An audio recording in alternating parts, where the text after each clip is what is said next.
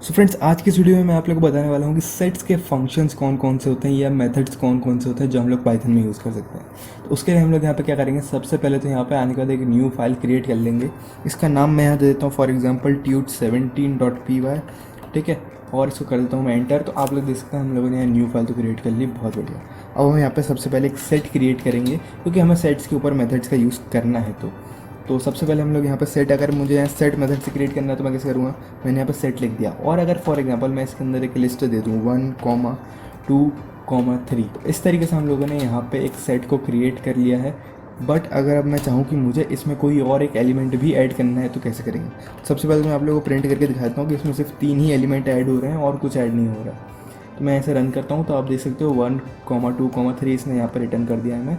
और अगर अब मैं यहाँ पे चाहूँ कि मुझे यहाँ पे ऐड करना है एक और एलिमेंट, तो मैं करूँगा s.add, ठीक है। यहाँ पे जैसे हम लोग लिस्ट में अपेंड करते थे, यहाँ पे उसी तरीके से हमें ऐड करना है। s.add मैंने लिख दिया और यहाँ पे मैं 4 ऐड कर रहा हूँ इसमें, ठीक है। तो इसमें मैंने यहाँ 4 ऐड किया बट इसने हमें कुछ रिटर्न नहीं किया। क्यों? क्योंकि हम लोगों ने यहाँ नीचे प्रिंट नहीं किया है। मैं यहाँ पे एक बार और नीचे प्रिंट कर देता हूँ s को और फिर करता हूँ अब इसको यहाँ पर रन। तो आप देख सकते हो इसमें पहले सिर्फ 3 ही एलिमेंट थे बट अब यहाँ पे 4 एलिमेंट हो चुके हैं।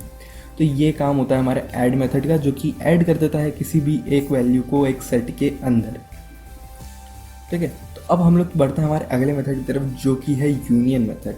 तो अगर आप लोग मैथ्स बैकग्राउंड से तो आप लोग जानते होंगे कि यूनियन मेथड है, क्या काम होता है, इंटरसेक्शन, डिसजॉइंट, सब चीज़ें क्या होती है, ठीक है। उसके बारे में आज आप लोगों को इस वीडियो में ही बताऊंगा। तो अगर आप लोग एक मैथ्स बैकग्राउंड से नहीं हैं और अगर आप लोगों को ये चीज़ पसंद नहीं आ रही है तो मैं आप लोगों को यही रिकमेंड करूंगा कि आप लोग इस वीडियो को और इस पार्ट को प्रोग्रामिंग के आप स्किप कर दीजिए और सिर्फ इतना जान लीजिए कि सेट एक डेटा टाइप होता है पाइथन के अंदर, जिसके अंदर की सिर्फ यूनिक वैल्यूज़ ही आती हैं, ठीक है। इस चीज़ को आप लोग यहाँ पे याद करके रख लीजिए। और अगर आप लोग जानना चाहते हैं then you are most welcome, आप बिल्कुल सीख सकते हैं इस चीज़ को, ठीक है। क्योंकि प्रोग्रामिंग में कोई भी आप लोगों को ये नहीं कहेगा कि आप किसी भी पार्ट को स्किप करें, बट फिर भी मैं आप लोगों को यही कहूँगा कि अगर आप लोगों को कोई पार्ट अभी के लिए पसंद नहीं आ रहा है या इतना इंपॉर्टेंट नहीं है आपके फील्ड से रिलेटेड, तो आप लोग उसे बिल्कुल स्किप कर सकते हैं। तो बढ़ते हुए हमारे अगले मेथड की तरफ, जो कि है हमारा यूनियन मेथड, ठीक है। तो यूनियन मेथड के लिए हम लोग क्या करेंगे, यहाँ पे यूज़ करेंगे हम लोग सबसे पहले तो एक और सेट का। तो मैं ले लेता हूँ S1 और इसके अंदर मैं यहाँ पे एक और सेट क्रिएट कर लेता हूँ। इसके अंदर मैं वैल्यू रख देता हूँ 1, 2, 3, 4, 5, ठीक है।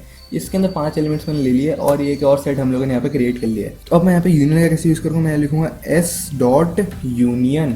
यूनियन मैंने यहाँ लिख दिया है। यूनियन के अंदर फिर मैं यहाँ पास कर दूंगा S1, ठीक है। और इस पूरे को मैं यहाँ पे प्रिंट कर दूंगा प्रिंट फंक्शन का यूज़ करके। वो मैं यहाँ पे प्रिंट के अंदर इसको मैंने लिख दिया और अब कर रहा हूँ मैं इसको यहाँ पर रन। तो आप देख सकते हो जैसे मैंने इसे यहाँ प्रिंट करा तो इसने यहाँ हमें पूरी ये वाली लिस्ट हमें यहाँ दे दी। क्यों दे दी? क्योंकि आप देख सकते हो इसने हमें यहाँ इसका यूनियन निकाल के दे दिया है इन दोनों सेट का, ठीक है। यूनियन हम इसी तरीके से निकाल सकते हैं। अगर आप लोगों को ये और प्रॉपर्ली समझना है तो आप इसका वेन डायग्राम भी एक बार एक कॉपी के अंदर बना के देख सकते हैं और उसके अंदर भी इसे चेक करके देख सकते हैं। तो चलिए हम चलते हैं हमारे अगले मेथड की तरफ, जो कि हमारा इंटरसेक्शन मेथड, जिसका हम लोग यहाँ पे यूज़ कर सकते हैं। और इंटरसेक्शन का क्या काम है आप लोग जानते होंगे। इंटरसेक्शन के लिए हम लोग यहाँ पे लिख देंगे इंटरसेक्शन और इसका हम लोग इंटरसेक्शन निकालेंगे सेट का, S का और S1 का, ठीक है।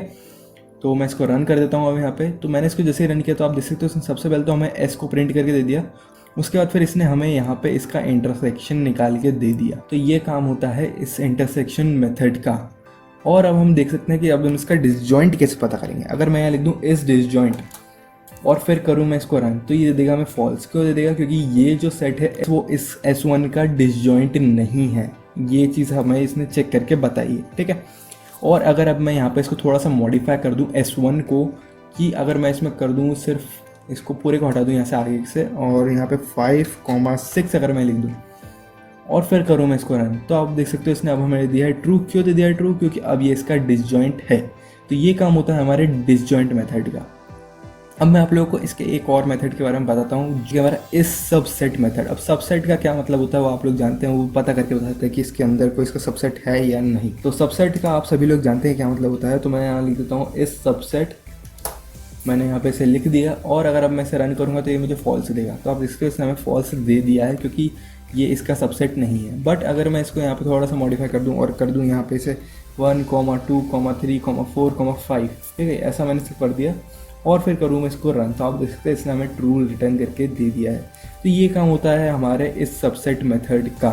अब मैं आप लोगों को इसके एक और मेथड के बारे में बता देता हूँ जो कि है रिमूव मेथड। अब रिमूव का हम लोग कैसे यूज़ करेंगे, फॉर एग्जांपल मैं यहाँ पे S1 के अंदर से रिमूव कर देता हूँ 5 को, ठीक है, 5 को मैं यहाँ पर रिमूव कर रहा हूँ और उसके बाद फिर मैं नीचे आके प्रिंट कर देता हूँ एक बार फिर से S1 को और रन करते हैं इसे। तो आप देख सकते हो इसे मैंने जैसे ही रन किया तो इसने इसमें से 5 को रिमूव कर दिया है और फिर इसने हमें यहाँ पे ये पूरा सेट दे दिया है S1, जिसमें से कि इसने 1 से लेकर 4 तक ही नंबर दिए हैं। क्यों? क्योंकि 5 तो हम लोगों ने रिमूव कर दिया है यहाँ से। तो बस मैं सेट के बारे में आप लोगों को इस वीडियो में सिर्फ इतने ही फंक्शंस बता रहा हूँ, इतना ही बता रहा हूँ कि ये उतना ज़्यादा इंपॉर्टेंट भी नहीं है। और अगर आप लोग जानना चाहते हैं कि इसमें और क्या क्या होता है तो मैं आप लोगों को सिर्फ इतना ही बता दूँ कि जो चीज़ें हम लोग मैथमेटिक्स में यूज़ करते हैं सेट्स के अंदर, वही सारी चीज़ें यहाँ पे भी होती है। डिसजॉइंट निकालना, रोस्टर फॉर्म पता करना, रिमूव करना, ऐड करना, यूनियन, इंटरसेक्शन, ऐसी काफ़ी सारी चीज़ें इसके अंदर होती रहती हैं। फिर भी अगर आप लोग चाहते हैं कि इसके बारे में और जानकारी हासिल करना तो आप लोग नीचे कमेंट पे लिख के बता सकते हैं। मैं आप लोगों की एक वीडियो और क्रिएट कर दूंगा जिसमें मैं आप लोगों को सेट के बारे में और ज़्यादा जानकारी दे दूंगा, मुझे इसमें कोई प्रॉब्लम नहीं है। और ये सिर्फ आपके लिए तभी इंपॉर्टेंट है अगर आप लोगों को डेटा साइंटिस्ट, डेटा एनालिटिक्स बनना हो या फिर आप कोई इंजीनियरिंग स्टूडेंट हो तो आप लोग इसके बारे में पढ़ सकते हैं, या फिर अगर आप लोगों को प्रोग्रामिंग के बारे में अच्छी नॉलेज हासिल करनी है तो भी आप लोग इसे सीख सकते हैं, कोई प्रॉब्लम नहीं है, ठीक है। बाकी सेट का कोई इतना ज़्यादा इंपॉर्टेंस है नहीं फ़िलहाल। और अगर आप लोग मैथ्स बैकग्राउंड से नहीं हैं तो आप लोगों को सिर्फ इतना ही जानना है फ़िलहाल कि सेट जो है वो सिर्फ और सिर्फ यूनिक वैल्यूज़ को रखता है अपने अंदर, ठीक है। ये काम होता है मेनली सेट का। और बाकी आप लोग मैथमेटिकल ऑपरेशंस तो इसके ऊपर लगा ही सकते हैं, लाइक यूनियन, इंटरसेक्शन, ये सब चीज़ें, ठीक है।